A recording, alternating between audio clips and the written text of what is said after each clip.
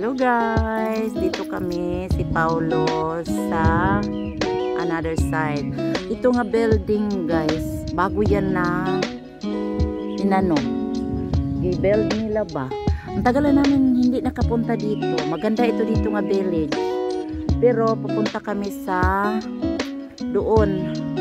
Namin chat. Punta kami doon sa ano. Doon. Dito kami sa kabilang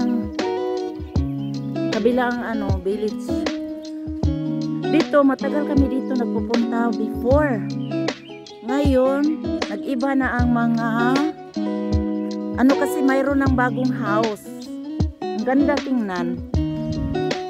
Yan, punta kami si Paulo doon. Kamasyats. Yeah, tingnan namin si Paulo. Napaka-excited. Dito kami sa ano guys.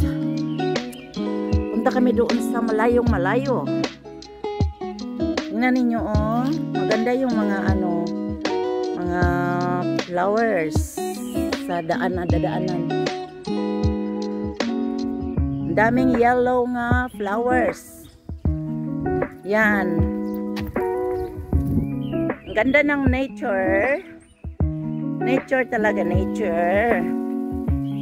Sa kabila. Ito din para siyang ano ba? Parang rice field. Yeah, maganda siya tingnan ah. Parang rice field.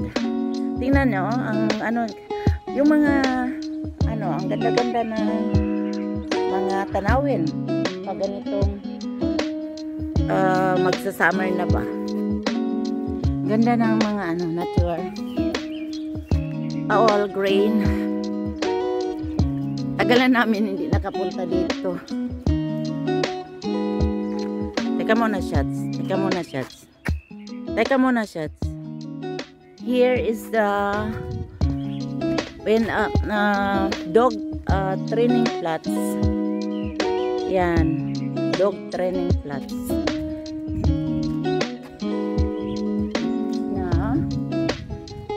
Dog training place pala, place. Flats kasi sa German. Oh. Yan, dito magte-training ang mga dog, lalo na mga shepherd dog. Mga shepherd dog, German dog. Ang moment. Very nice. Dito naman, ano ito? Pag may mag-party dito nila i-held, mag-barbecue, on may mga upuan. Yan siya. Pag summer ito dito guys is busy kaya siya guys, kay ari man sila diri mag-rent ba. Kama siya. Nice kaya siya pag summer na ba kasi maano siya. Nice ang iyang ano ba? Nice ang iyang place. Pwede ka dito mag-grill, mag-inuman, ganun. Mag-celebrate. Ang tahimik sa lugar. Ay, kami lang si Paulo. Uy! Nice place. Nice ang iyang air. Yung air niya ba? Malinis. Tingnan ninyo, ang gaganda ng mga all grain talaga siya. Tapos sa bandang ano, all yellow. Kaganda naman, oy. Ganda kaya siya tingnan ba? Tingnan ninyo, ang ganda-ganda. Ang ganda-ganda hanggang doon sa dulo. Wow naman. Hanggang sa dulo. Kamal Pao. Come on.